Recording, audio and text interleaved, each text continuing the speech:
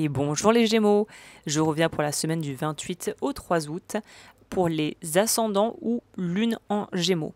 Alors cette semaine, mes chers amis Gémeaux, cette semaine elle te pousse vraiment à regarder les choses en face.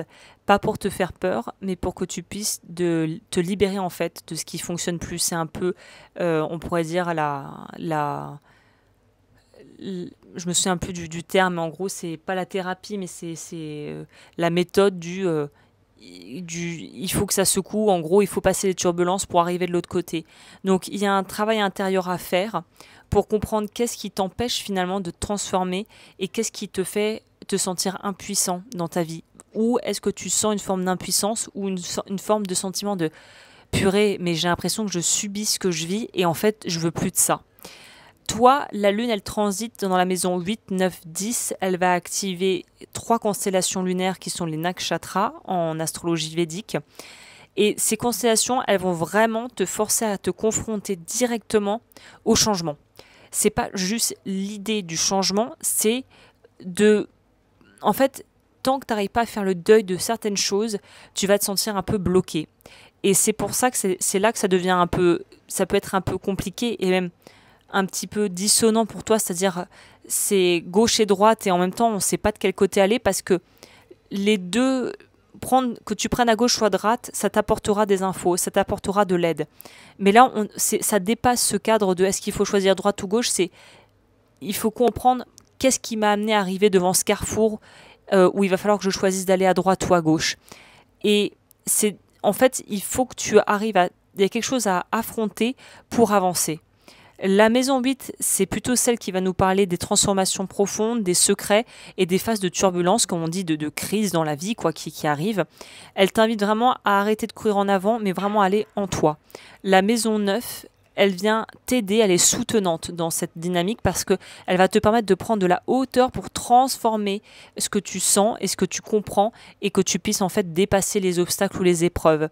La maison 10, elle va te permettre de ouvrir la porte, le champ des possibles en fait, pour pouvoir avoir une autre vision de ce que tu vas pouvoir créer après avoir passé l'étape, le cap peut-être du deuil, de la renonciation, de l'acceptation, du passage à l'action dans certains cas. Et ça va être comme un levier qui va te permettre d'avancer. Donc en gros, cette semaine, qu'est-ce qu'il faut privilégier pour toi ? Faire un vrai tri en toi, c'est-à-dire qu'est-ce que tu n'as plus envie de porter, qu'est-ce qui est devenu trop lourd, qu'est-ce qui est trop contraignant, qu'est-ce qui te pourrit la vie, qu'est-ce qui te pollue, que ça soit en toi, autour de toi, dans ton environnement, pour te lâcher en fait, pour te délester de ça et lâcher ses poids. Peut-être que c'est une période qui serait idéale pour justement faire un travail thérapeutique. Peut-être que c'est le moment d'entamer une thérapie brève ou de te faire accompagner par quelqu'un qui sait ce qu'il fait pour justement t'aider dans ce processus où il y a, on dirait, semble-t-il, un fardeau que tu portes et qui n'est pas vraiment à toi. On pourrait peut-être parler dans certains cas de transgénérationnel, de dette karmique, si tu crois en ça, de choses un petit peu de cet ordre. Donc là, il y a un truc à poser, il y a un sac de briques clairement qu'il faut poser et il y a besoin de transformer quelque chose que tu vois comme une blessure ou une limitation plus en enseignement, plus qu'en punition en fait. Ce qu'il faut que tu évites absolument, c'est de te laisser happer et envahir par des émotions lourdes et en fait de croire que ces émotions, c'est toi. C'est ce qu'on fait tous. Hein. C'est d'ailleurs pour ça que la méditation est un bel outil dans ces cas-là. C'est la méditation, quand on arrive à prendre du recul entre ce que l'on ressent et ce qui se passe en nous et comment on l'interprète consciemment, ça permet en fait d'observer ce qui se passe sans se juger, mais sans non plus nourrir la machine. Donc ne te laisse pas engloutir par tes émotions ou par tes ressentis, et au contraire, sois dans l'observation de ce qui se passe. Dans le même ordre d'idée, c'est pas du tout une période où on te dit de réprimer et refouler tes émotions. Au contraire, il faut exprimer tes ressentis. Donc, il ne faut pas se laisser engloutir par eux, mais il faut leur laisser la place d'exister pour comprendre ce qu'ils ont à te dire. Et bien évidemment, c'est aussi l'écueil qu'il faut que tu évites cette semaine, c'est de penser que tu dois tout faire seul. Si tu as besoin de parler, si tu as besoin d'appeler un ami, besoin d'appeler un parent, besoin de commencer une thérapie, sachez en plus que l'État a mis en place un dispositif Mon Psy. Vous pouvez regarder ça sur Internet. On a le droit à 12 séances chez des psychothérapeutes, psychologues qui sont agréés, qui font partie, qui ont rejoint le dispositif Mon Psy.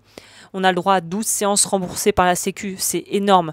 En 12 séances, on peut faire énormément de choses. Donc si c'était l'aspect financier qui te bloquait, peut-être que là, c'est le signe dont tu as besoin pour te renseigner et voir qu'en fait, c'est possible de travailler sur toi sans que ça soit forcément quelque chose qui te pénalise, quoi. Si je devais te parler d'exemples concrets que tu pourrais vivre ces prochains jours, peut-être qu'il y a un sujet de couple ou en famille qui va remonter. Et là, plutôt que de l'éviter, il va peut-être falloir regarder les choses en face pour enfin s'en libérer ou crever l'abcès, quoi.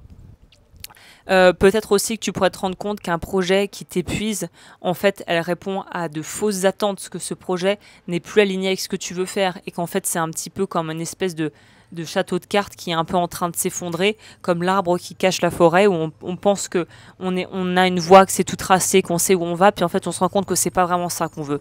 Ça pourrait être aussi un truc du genre prendre conscience tout simplement d'un schéma qu'on répète et décider de sortir de ce schéma, ce qui est une belle victoire en soi. Donc c'est des choses de cet ordre plutôt profondes qui t'amènent à vraiment aller au fond de toi-même, et je pense que c'est à la fois, ça peut être un peu angoissant, un peu effrayant, mais c'est extrêmement libérateur quand on arrive à être confronté à des situations qui finalement nous mettent mal à l'aise et qui qu'on dépasse, parce que ça aide à renforcer, à fortifier la confiance en soi en fait. Donc c'est une sacrée aventure qui t'attend cette semaine, mais qui sera, je pense, libératrice, c'est vraiment le terme. Eh bien écoute, je crois que j'en ai fini pour la semaine. N'hésite pas à aimer, à t'abonner, à commenter, à me rejoindre sur les réseaux et voir ce que je fais ailleurs. Si tu veux, tout est en barre d'informations. Et je propose évidemment des accompagnements en tarot et en astrologie védique. Je te laisse regarder tout ça et je te dis à très vite.